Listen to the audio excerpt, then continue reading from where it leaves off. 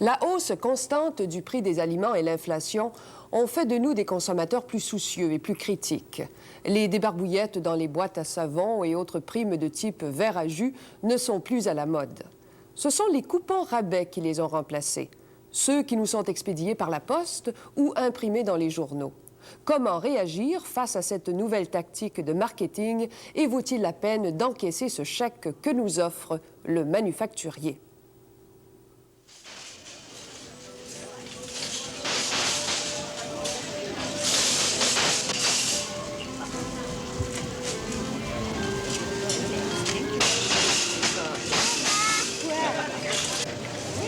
Est-ce qu'habituellement, vous découpez les coupons, les offres de réduction dans les journaux? Toujours, toujours.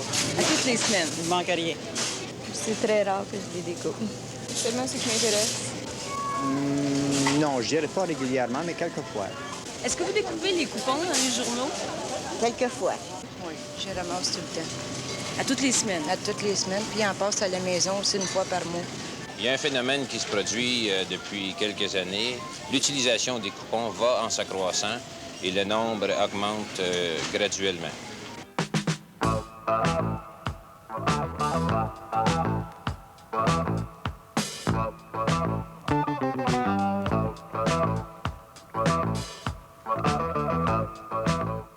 Quel pourcentage de votre clientèle utilise les coupons?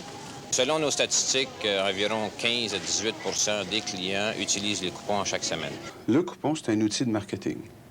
Comme la publicité est un outil de marketing, comme toute technique de promotion de vente, c'est un outil de marketing.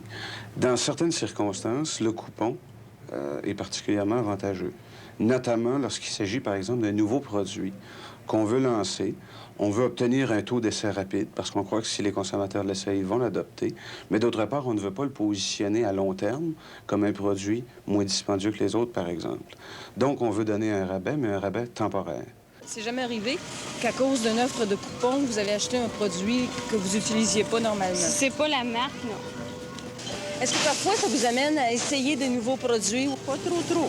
Pas trop. C'est des choses qui me tentent, mais on ne peut pas dire que je prends des choses juste pour dire qu'il y a des coupons. Non. Parce qu'il y a certaines marques que je n'utilise pas, alors je ne vois pas pourquoi que je les découperais. C'est jamais arrivé qu'à partir d'un coupon, vous ayez été essayer un nouveau produit? Oui, c'est arrivé. Quelquefois. Ça vous a jamais poussé à essayer un nouveau produit, ça, un coupon? Oui, des fois, oui. Ben oui, c'est quelque chose de nouveau, c'est quelque chose qu'on a entendu parler, ben on veut l'essayer.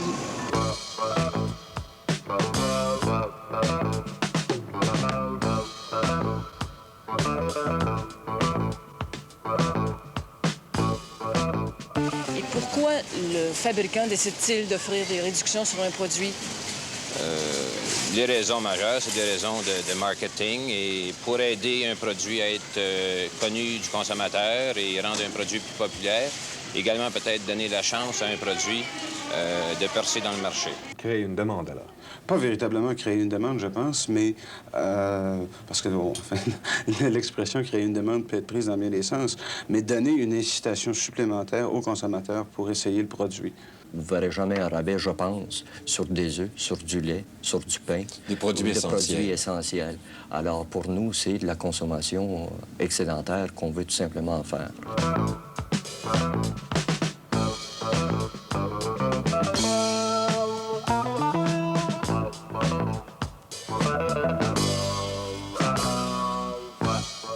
On peut l'utiliser, évidemment, lorsque, par exemple, un produit est menacé d'être retiré des tablettes. Et à ce moment-là, on a besoin de démontrer aux détaillants qui menacent de retirer le produit des tablettes que le produit peut quand même se vendre. Donc, on veut générer des ventes à court terme.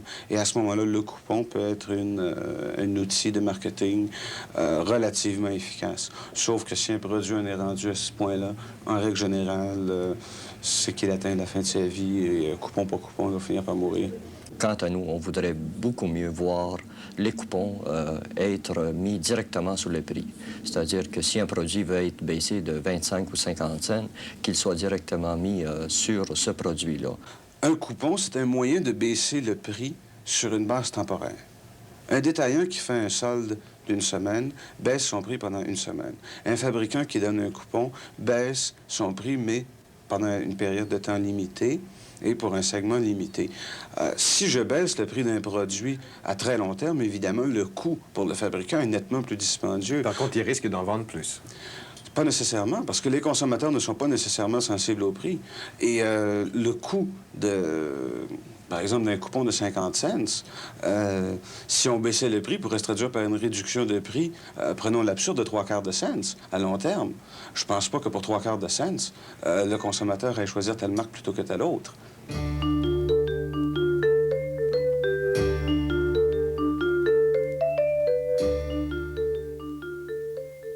The best way is to plan what you want to eat, whether it's for a 1 week period or... La meilleure façon, c'est de planifier vos repas, peu importe que ce soit pour 1 ou 3 semaines, et cela sans bousculer vos habitudes. Ensuite, profitez des rabais des grandes chaînes. Ils sont là pour vous aider. Planifiez alors vos menus en tenant compte des rabais et préparez votre liste d'emplettes. Utilisez toujours une liste. Celle-ci vous empêchera d'oublier quelque chose et éliminera les achats inutiles ou en double. De plus, indiquez sur votre liste les produits pour lesquels vous avez des coupons rabais. Une chose importante, n'achetez jamais un produit uniquement parce que vous avez des coupons. Obviously, you never buy a product because you have a coupon.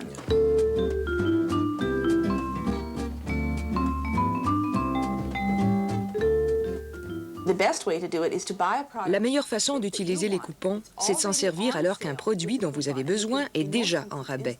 Ainsi, vous l'achèterez à moitié prix. Évidemment, on peut se faire un système. Un consommateur peut facilement s'organiser un système de classification pour dire, lorsque j'ai besoin de tel produit, je vais utiliser mon coupon.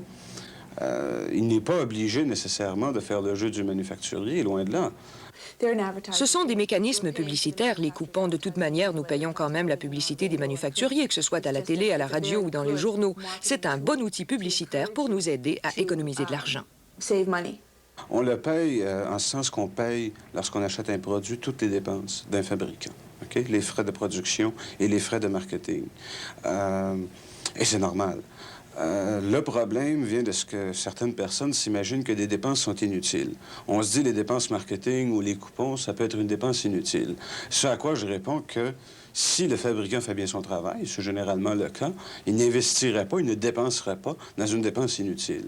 Surtout dans une situation concurrentielle où celui qui fait le plus de dépenses inutiles est susceptible de se faire dépasser par la concurrence. C'est ce qui se produit. Si j'ai bien compris, il vaut mieux alors les utiliser, ces fameux coupons, parce que si on ne s'en sert pas, on va les payer quand même. De toute façon, c'est certain qu'en tant que consommateur, le consommateur a intérêt à utiliser les coupons, bien sûr. Et le fabricant veut qu'il les utilise. Oui, ça vaut réellement la peine. Si tous les gens faisaient ça, là, ils verraient que ça serait une bonne économie dans leur marché.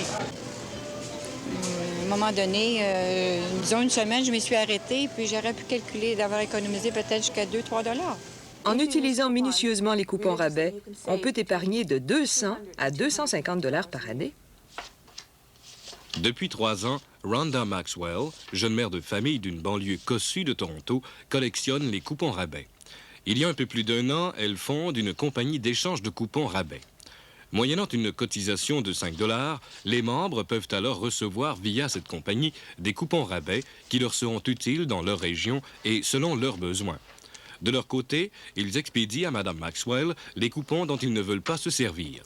Ceux-ci pourront être acheminés à d'autres membres ailleurs au pays qui, eux, pourront les monnayer. Qu'est-ce que vous en pensez, vous, des clubs d'échange de coupons? Je pense que c'est une tactique un peu normale de la part des consommateurs.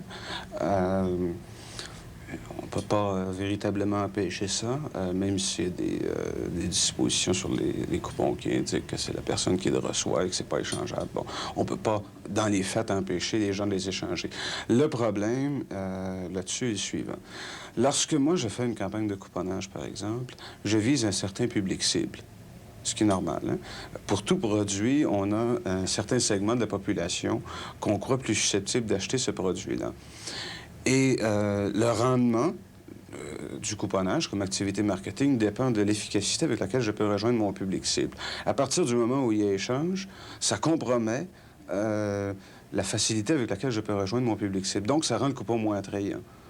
Bref, à long terme, si la pratique devenait de plus en plus répandue, ça pourrait neutraliser l'efficacité du coupon, qui serait à ce moment-là remplacée par une autre activité promotionnelle qui serait plus efficace.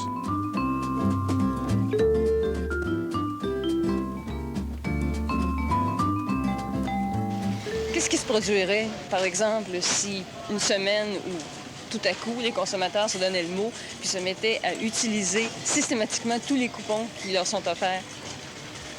Ce qui se produirait, en fait, c'est qu'il y a certains produits dont les ventes augmenteraient. Pour nous, ça ne représente aucun problème parce que le coupon a une valeur monétaire comme telle et ça n'implique aucune perte de revenus pour les détaillants. Là, ce serait aux manufacturiers à ce moment-là de juger l'implication des coûts. Ne pensez-vous pas que vous jouez le jeu des compagnies et de leur publicité en utilisant les coupons rabais? Yes. Oui. Alors vous aidez les compagnies. Well, I'm helping them. Aider, eh bien, je les aide à distribuer leurs coupons rabais plus efficacement. But in essence, the majority of the help is going to the consumer because with Mais essentiellement, le coupon aide le consommateur parce qu'avec l'inflation, et la nourriture est particulièrement touchée, que nous reste-t-il pour combattre la hausse des prix? rising costs in food.